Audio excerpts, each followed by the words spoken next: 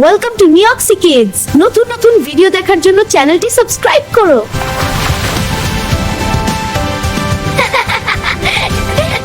পানা পুকুরের পেতনি।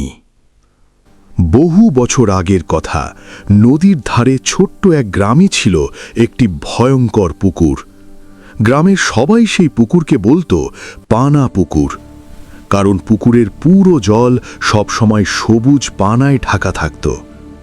কিন্তু গ্রামের মানুষ শুধু পানার জন্য পুকুরটাকে ভয় পেত না। রাত হলেই নাকি সেখানে দেখা যেত এক ভয়ঙ্কর পেতনিকে। গ্রামের বৃদ্ধারা বলতো, সন্ধ্যার পর কেউ পানা পুকুরের ধারে যাস না, না হলে পেতনি ডেকে নিয়ে যাবে। কিন্তু গ্রামের এক দুষ্টু ছেলে ছিল গোপাল। সে এসব ভূতের গল্প একদম বিশ্বাস করত না।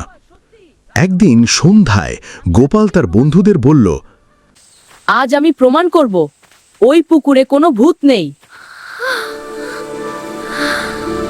বন্ধুরা ভয় পেয়ে বলল, না রে, যাস না, সবাই বলে ওখানে রাতে কান্নার শব্দ শোনা যায়। কিন্তু গোপাল কারোর কথা শুনল না। হাতে একটা লণ্ঠন নিয়ে সে একাই চলে গেল পানা পুকুরের ধারে।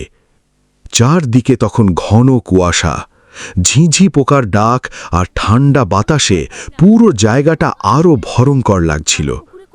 গোপাল পুকুরের কাছে যেতেই হঠাৎ ছপ ছপ ছপ পুকুরের মাঝখান থেকে অদ্ভুত শব্দ ভেসে আসতে লাগলো। গোপাল সাহস করে বলল, কে ওখানে? হঠাৎ পুকুরের পানাগুলো নড়তে শুরু করল, আর ধীরে ধীরে জল থেকে বেরিয়ে এলো এক সাদা কাপড় পরা ভয়ঙ্কর মহিলা। তার চুল মাটিতে লেগে আছে, চোখ দুটো লাল আগুনের মতো জ্বলছে। পেতনি কর্কশ গলায় বলল, কে আমার ঘুম ভাঙালো? গোপালের হাত পা কাঁপতে লাগল, তবুও সে সাহস করে বলল, তুমি সত্যি ভূত নাকি? পেতনি হঠাৎ ভয়ঙ্কর হাসি দিল। তারপর ধীরে ধীরে গোপালের দিকে ভেসে আসতে লাগল। গোপাল দৌড় দিতে যাবে, ঠিক তখনই পেতনি চিৎকার করে বলল। গোপাল ভয়ে থেমে গেল। পেতনি এবার শান্ত গলায় বলল, আমি কাউকে কষ্ট দিই না, কিন্তু লোভী আর খারাপ মানুষদের শাস্তি দিই। গোপাল অবাক হয়ে জিজ্ঞেস করল, তুমি এখানে থাকো কেন? আমি এই পানা পুকুরের সাথে যুক্ত। কিন্তু তুমি একটা ভূত। হ্যাঁ, কিন্তু আমি এখানে শান্তিতে পেতনির আছি। চোখে জল চলে এলো। সে বলল, অনেক বছর আগে গ্রামের কিছু লোভী লোক আমার গয়নাগাটি লুট করতে আমাকে এই পুকুরে ফেলে দিয়েছিল। সেই থেকে আমি এই পানা পুকুরে ঘুরে বেড়াই। গোপালের মন খারাপ হয়ে গেল। সে বুঝতে পারল, যাকে সবাই ভয়ঙ্কর পেতনি ভাবে, তার বুকেও অনেক কষ্ট লুকিয়ে আছে। ঠিক তখনই পুকুরের পাশে কিছু চোর এসে হাজির হলো। তারা গ্রামের মন্দিরের সোনা চুরি করে পালাচ্ছিল।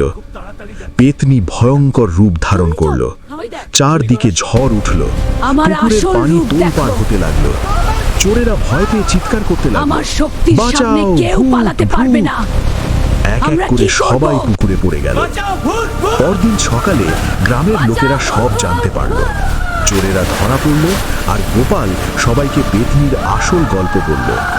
তারপর থেকে গ্রামের মানুষ আর পানা পুকুরের পেতনিকে ভয় পেত না, বরং সবাই বিশ্বাস করত সে গ্রামের রক্ষাকর্তা আত্মা। আর গভীর রাতে আজও নাকি শোনা যায় পানা পুকুরের দিক থেকে ভেসে আসছে অদ্ভুত হাসির শব্দ।